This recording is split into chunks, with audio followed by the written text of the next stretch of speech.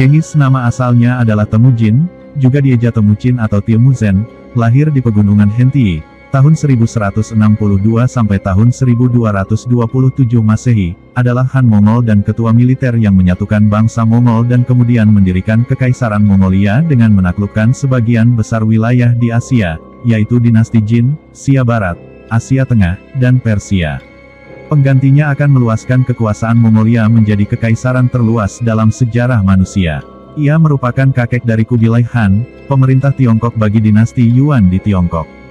Genghis Khan dilahirkan dengan nama Temujin sekitar tahun 1162 dan 1167, anak sulung Yesugei, ketua suku Kiat Qian. Sedangkan nama keluarga dari Yesugei adalah Borjigin, Borjigit. Temujin dinamakan seperti nama ketua musuh yang ditewaskan ayahnya. Temujin lahir di daerah pegunungan Burhan Haldun, dekat dengan Sungai Onon dan Herlen.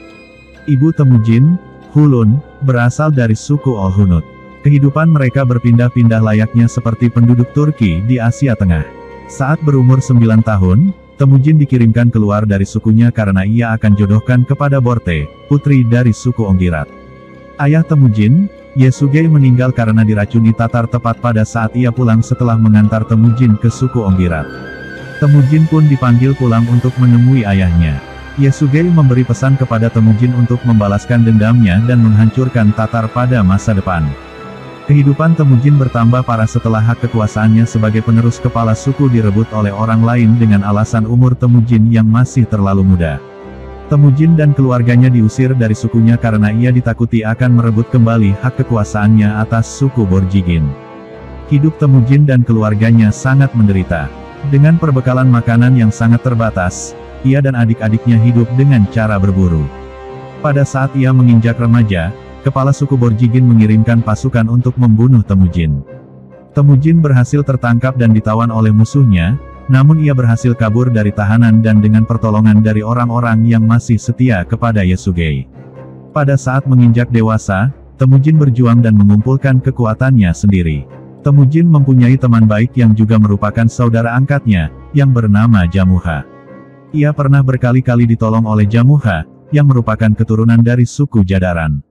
Bersama-sama dengan saudara angkatnya, Temujin berhasil merebut kembali hak kekuasaannya atas sukunya dan juga Perserikatan Mongolia yang didirikan ayahnya dahulu.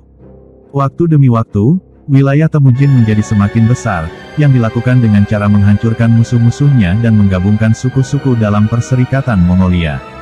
Musuh terbesar Temujin dalam sejarah ternyata adalah saudara angkatnya sendiri, Jamuha, yang sering mengadu domba Temujin dengan suku-suku lainnya, termasuk ayah angkat Temujin sendiri yang bernama Wang Han. Setelah Temujin berhasil menyisihkan musuh-musuhnya dan melaksanakan perintah mendiang ayahnya, Yesugei, ia kemudian juga berhasil membalaskan kematian nenek moyangnya, yang dibunuh oleh kerajaan Jin. Temujin kemudian diangkat menjadi Han dengan gelar Genghis Khan, yang artinya, Han dari segala-galanya. Nenek moyang kerajaan Jin berasal dari suku Jurchen. Suku Jurchen berhasil menguasai wilayah utara Tiongkok selama lebih dari 100 tahun. Hal ini akan menjadi kesulitan besar untuk Genghis Khan dalam menunaikan tugasnya. Kerajaan Jin memiliki jumlah pasukan yang hampir mendekati jutaan jiwa, lebih dari 10 kali lipat dari pasukan Genghis Khan pada waktu itu. Mereka hidup aman di balik tembok kerajaan yang besar dan susah untuk diserang. Genghis Khan berhasil meruntuhkan semangat perang dan kekuatan kerajaan Jin dalam berbagai peperangan.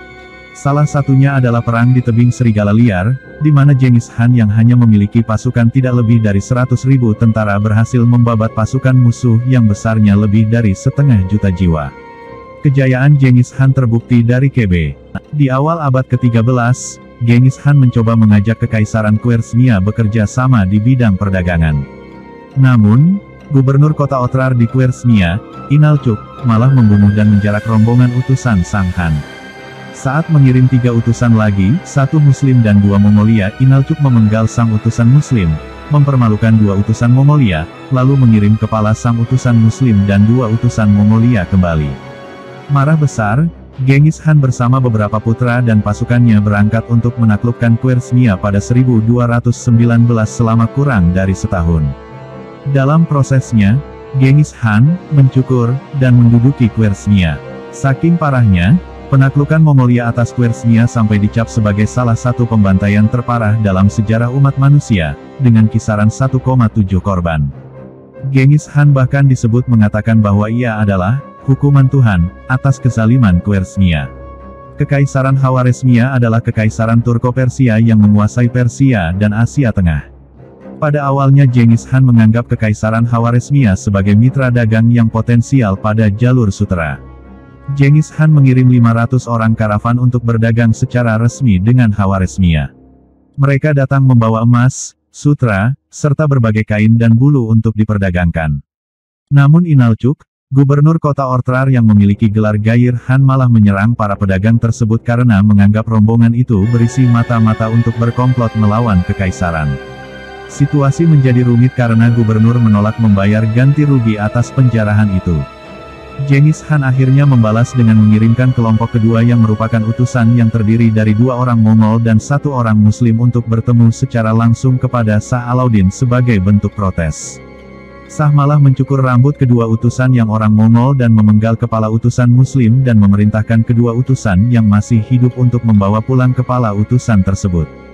Karena marah, Genghis Khan mengumpulkan 100.000 pasukan untuk menyerang Khwarezmia.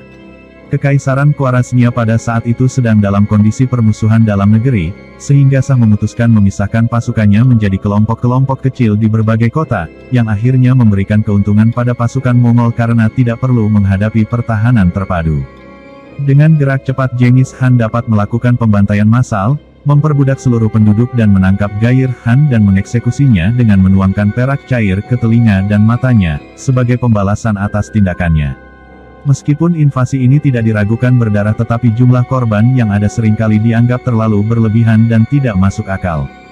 Sejarah pernah mencatat bahwa pada saat Genghis Khan mundur kembali ke Mongolia, ia sempat memerintahkan 2 jenderal terbaiknya, Jebe dan Subotai Baatur untuk menyelidiki daerah barat dan membasmi sisa musuh sampai ke wilayah Rusia.